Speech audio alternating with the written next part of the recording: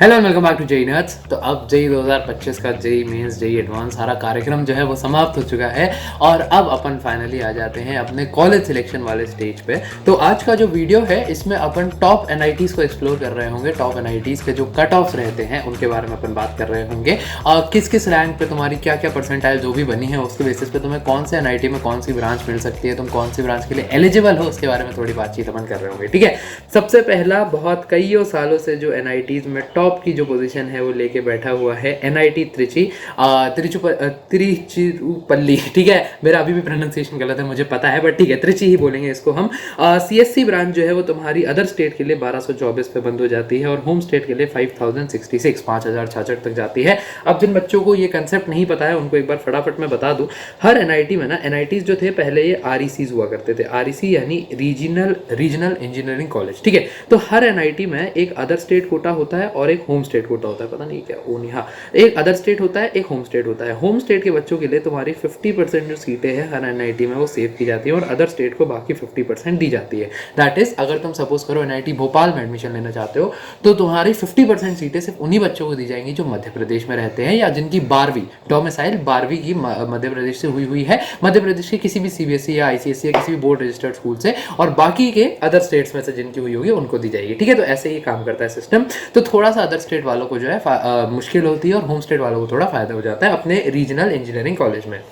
तो last branch जो है एनआईटी त्रिची की वो जाती है तुम्हारी सिविल इंजीनियरिंग। देखो ये अगर तुम अदर स्टेट से जाओ तो ये जाती है, होम स्टेट से जाओ तो तुम्हारी 36,104 पे होम स्टेट में क्लोज हो जाती है सिविल इंजीनियरिंग, और प्रोडक्शन इंजीनियरिंग 24,286 पे बंद होती है तुम्हारी अगर तुम अदर स्टेट से हो। ठीक है, बाकी एक अगर अच्छी ब्रांच डिसेंट ब्रांच जो आखिरी अगर मैं मानूँ तो वो मेरे हिसाब से तुम्हारी ईसी रहती है। अगर किसी को सर्किट वगैरह तक ही ब्रांच लेनी है तो वो तुम्हारी 9,305 अदर स्टेट और 16,002 होम स्टेट पे बंद हो जाती है। ठीक है, तो ये तुम्हारा सारा कट ऑफ रहता है। बाकी सारे ब्रांचेस का भी दिया हुआ है, बट मैं थोड़ा मेजर एक टॉप ब्रांच, बॉटम ब्रांच और एक मिडिल जो मतलब ठीक है यहाँ तक ले सकते हो, इतना काम बन जाएगा। ठीक है, वहाँ तक की मैं बात करूँगा। हालांकि एनआईटी त्रिची जो है वो इतना टॉप का इंस्टीट्यूट है कि उसमें ये ब्रांचेस जो है ये भी बहुत वैल्यू रखती है, इनमें भी बच्चे काफ़ी ज़्यादा प्लेस हो जाते हैं। It's like the IIT Bombay of NITs. ठीक है, नेक्स्ट पे चलते हैं अपन एनआईटी सूरत का। ये जनरली सेकंड पे रहता है, ऐसे साउथ का काफ़ी बोलबाला है एनआईटीज में। तो सीएससी जो है अदर स्टेट के लिए बंद हो जाती है 1615 रैंक पर और होम स्टेट के लिए चलती है 2933 2933 रैंक तक। लास्ट ब्रांच यहाँ पे अदर स्टेट के हिसाब से 27,766 तक जाती है माइनिंग इंजीनियरिंग। अच्छा, एक क्लोजिंग मार्क्स लिखे हुए हैं बट ये क्लोजिंग मार्क्स अब इनसिग्निफिकेंट है क्योंकि तुम्हें अपनी रैंक पता चली गई है। अपन ने जब प्लान करी थी वीडियो काफी वक्त हो गया तब लिख दिया था कि तब एकदम रिजल्ट फाइनल नहीं आया था, अब तो बस रैंक की बात रह गई है।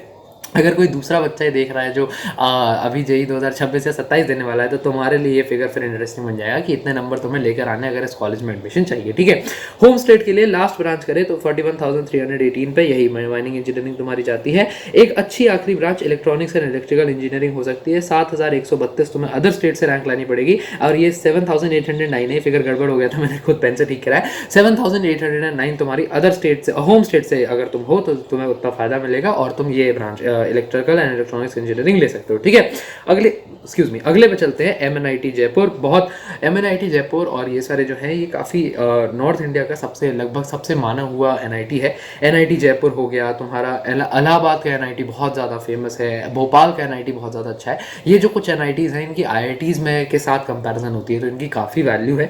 सीएससी ब्रांच अदर स्टेट के लिए, अच्छा ये 2023 का डेटा है, 24 का सोर्स करने में थोड़ा सा डिफिकल्टी हो रही थी। सीएससी में 4,909 पे आखिरी तुम्हारी सीएससी क्लोज हो गई थी और 5,746 पे 2024 में थोड़ा सा रैंक वो था, तो यही समझ लो कहीं का कहीं 4500 के करीब इसका वो बनता है और ये तुम्हारा बन जाएगा 5500 के अराउंड एस्टिमेट। ठीक है, लास्ट ब्रांच जो है वो तुम्हारी मेटलर्जिकल इंजीनियरिंग गई थी, वो गई थी 39,406 पे और होम स्टेट से। अच्छा, अब इंटरेस्टिंग बात देखो, तुम्हें लग रहा होगा कि भैया होम स्टेट में तो रिजर्वेशन होता है तो ये होम स्टेट के लिए कम कैसे हो गई।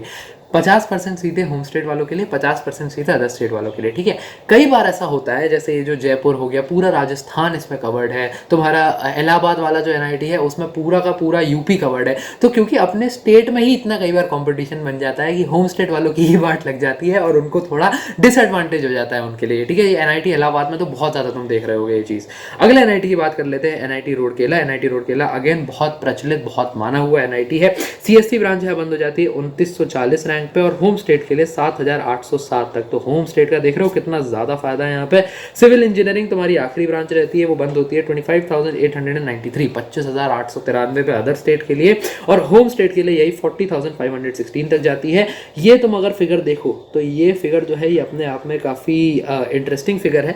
फिजिक्स का एक कोर्स होता है एमएससी का यहाँ पे 5 साल का, जो इंटीग्रेटेड कोर्स होता है, वो BSc plus MSc if I am not wrong, थोड़ा सा जानकारी पता करना पड़ेगा। उसके लिए तुम्हें अगर होम स्टेट में तुम्हारी 70-80 हज़ार भी आई है तो एनआईटी रोड क्लास तो तुम्हें एक डिग्री ले सकते हो, बट हाँ वो शायद बीटेक की डिग्री नहीं होगी, फिर वो बीएससी की डिग्री होगी, साइंसेस की डिग्री होगी, ठीक है। तो वो थोड़ा सा फर्क है। ये डुअल डिग्री कोर्स होता है एक्चुअली मेरे हिसाब से। इसके बारे में थोड़ी जानकारी अगर तुम कहोगे तो मैं एक अलग से वीडियो में आके दे दूंगा। ये डुअल डिग्री कोर्स की रैंक है। अगर तुम्हें एक डिसेंट ब्रांच मान के चलो तो वही again electronics and instrumentation engineering 10,785 भी बंद हो जाती है अदर स्टेट के लिए, और होम स्टेट अगर हो तुम तो 16,937 पे तुम्हें मिल जाती है, ठीक है।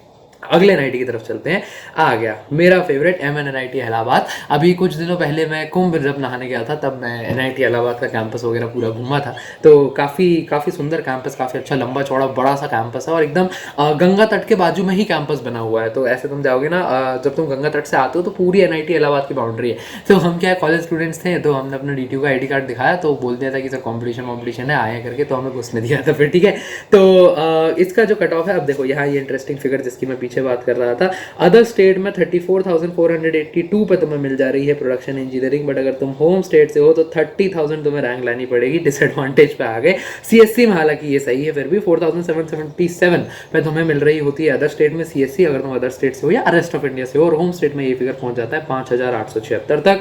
लास्ट एक अच्छी branch triple E again electronics and electrical engineering 12,422 तक अगर तुम अदर स्टेट से हो, और ये फिर वही 11,946 अगर तुम होम स्टेट से हो, ठीक है। बायोटेक्नोलॉजी यहाँ पे लास्ट ब्रांच रहती है, और ये जाती है 35,955 और 34,258। अगर तुम अदर स्टेट से हो तो 35 और होम स्टेट से हो तो 34, ठीक है। अगले डेटा की तरफ चलते हैं अपन।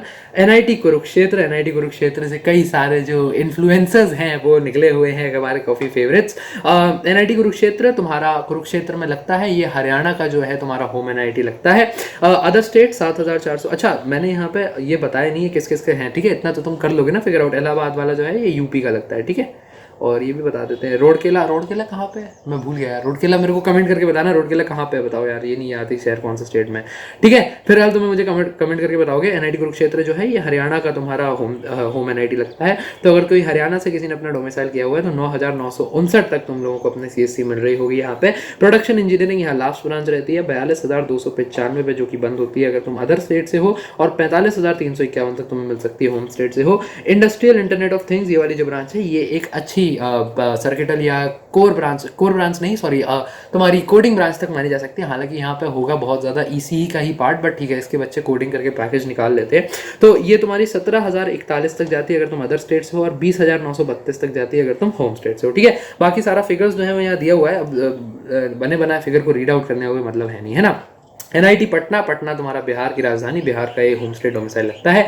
सीएससी ब्रांच अगर तुम्हें एनआईटी पटना से चाहिए तो तुम्हें 17,461 पे मिल रही होगी। अब यहाँ से ये जो बाकी के एनआईटीज है ना यहाँ, अब ये वाले तुम्हारे थोड़े रीअश्योर करेंगे तुम्हें। अगर तुम्हारी रैंक थोड़ा गड़बड़ है, 40-50 हज़ार रैंक भी है, तब भी तुम देखोगे कि तुम कैसे एक टियर 1 एनआईटी में अभी भी अच्छा खासा एक एडमिशन जो है ले सकते हो। भले ही थोड़ा लोअर ब्रांच हो, लेकिन एक टियर 1 कॉलेज में होना अपने आप में बहुत इंटरेस्टिंग बात है, बहुत एडवांटेजेस बात है, ठीक है।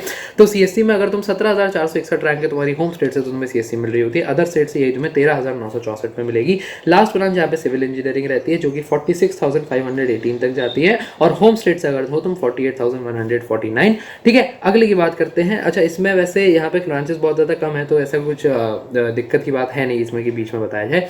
एनआईटी गोवा थोड़ा और इंटरेस्टिंग सीन है। जो बच्चे दिल्ली से हैं वो एक चीज़ समझते होंगे कि एक चीज़ होता है दिल्ली और एक चीज़ होता है दिल्ली एनसीआर में आसपास के रीजनल एरियाज भी थोड़े बहुत जैसे गुड़गांव फरीदाबाद ये सब आ जाते हैं। तो ऐसे ही एनआईटी गोवा में एक तो अदर स्टेट है, अदर स्टेट माने रेस्ट ऑफ इंडिया, है ना। एक तुम्हारा होम स्टेट होता है, एक होता है सिर्फ गोवा। तो गोवा मतलब यहाँ पे होम स्टेट आया, मतलब यहाँ पे आसपास का जो गोवा एक यूनियन टेरिटरी है, तो आसपास का यूनियन टेरिटरी का जो जितना रीजन है उसमें सारा कंसिडर होता है। और गोवा मतलब सिर्फ गोवा स्पेसिफिक, जो पणजी वाला गोवा है, जो कोर गोवा है, वो वाला गोवा।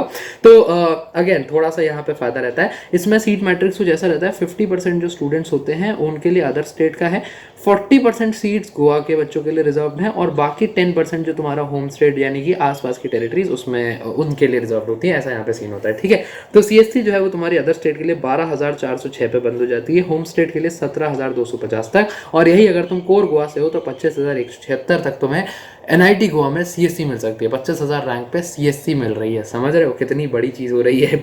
सिविल, और अगर तुम अदर स्टेट्स हो तो भी भाई 12,000 रैंक पे CS मिलना बड़ी बात है, ठीक है। सिविल इंजीनियरिंग यहाँ 47,155, 47,000 में तुम अपनी बीटेक जो है वो गोवा से कर सकते हो, तो कितनी इंटरेस्टिंग चीज़ नहीं है ये। होम स्टेट में 62,000, और अगर तुम गोवा से हो तो तुम्हें सिविल इंजीनियरिंग 1,14,874, 1 लाख रैंक पर तुम्हें NIT मिल सकता है। दैट इज प्रिटी कूल, ठीक है। तो अगले NIT की तरफ चलते हैं अपन। अब आ गया अपना NIT दुर्गापुर। दुर्गापुर शायद वेस्ट बंगाल में है, if I am not wrong, तो वेस्ट बंगाल यहाँ पे होम स्टेट लगेगा। CSC ब्रांच अगर तुम्हें यहाँ पे चाहिए तो 10,070 तुम्हें अदर स्टेट से रैंक लेनी पड़ेगी, और अगर तुम होम स्टेट से बिलोंग करते हो तो 12,851 पे तुम्हें मिल रहा होगा।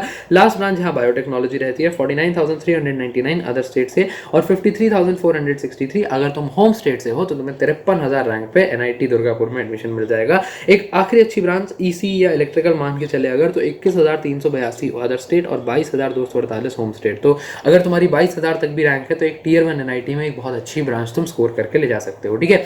NIT जमशेदपुर में अगर तुम्हें CSC चाहिए तो CSC तुम्हें अदर स्टेट से मिल रही होगी 9,204 रैंक तक, और अगर यहीं तुम होम स्टेट से हो तो ये 10,570 तक जाती है। मेटलर्जिकल एंड मटीरियल्स इंजीनियरिंग यहाँ पे क्लोजिंग ब्रांच रहती है, और क्लोजिंग रैंक यहाँ पे 47,704। अच्छा, क्लोजिंग रैंक होम स्टेट के लिए अलग है।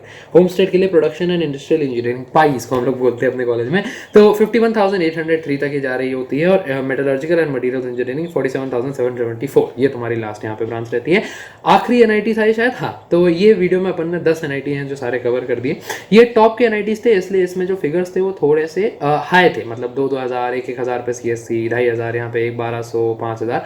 तो ये फिगर्स इसलिए हाई थे क्योंकि टॉप के NITs हैं, लेकिन ऐसा नहीं है कि ये सिर्फ यही NITs हैं। दूसरे जो NITs है इसमें बहुत सारे NITs मिसिंग है। अभी NIT भोपाल की अपन ने बात नहीं करी, अपन ने NIT दिल्ली की अगर बात नहीं करी तो एक वीडियो बहुत ज़्यादा लंबा हो जाएगा। अगर तुम कमेंट करके बताओगे तो उनके भी कट ऑफ्स और सारी जानकारी अपन लोग ले आएंगे। ये इस वीडियो में ऐसा भी नहीं था कि सारे ही टॉप है, लास्ट में अपन ने कुछ NIT गोवा वगैरह इसीलिए डाले क्या कि तुम लोगों को थोड़ा सा वो हो कि अच्छा एकदम बर्बाद नहीं है सिचुएशन, 50,000 40,000 रैंक्स पे भी अपने को NITs मिल सकते हैं, तो इतना ज़्यादा एकदम डिसहार्टन ना होगे तुम लोग बैठ जाओ, इसलिए मिश्रण सा रखा था। अगर तुम लोग कहोगे तो और NITs के अपन ऐसे ही सारे कट ऑफ्स वगैरह ले आएंगे। डेटा सोर्स करना थोड़ा डिफिकल्ट होता है, इंटरनेट पर भी जाओ अगर मिल जाता है, पब्लिकली अवेलेबल है, लेकिन अलग अलग जगह से बना के उसको एक्सेल में लेना, एक्सेल को फॉर्मुलेट करना, उसको PPT बनाना, तो ये कुछ उन वीडियोस में से है जिसमें एडिटिंग से ज़्यादा टाइम तुम्हारा फॉर्मुलेशन और डेटा एक्सट्रैक्शन में लग जाता है। तो बताना अगर तुम लोगों को चाहिए हो तो फिर हम दोबारा मेहनत कर लेंगे, कोई दिक्कत नहीं है। बाकी पढ़ाई करते रहो, और कोई भी कॉलेज काउंसलिंग रिलेटेड वगैरह या JEE से रिलेटेड वगैरह डाउट्स हो तो तुम कमेंट्स में ड्रॉप कर सकते हो। Bye bye.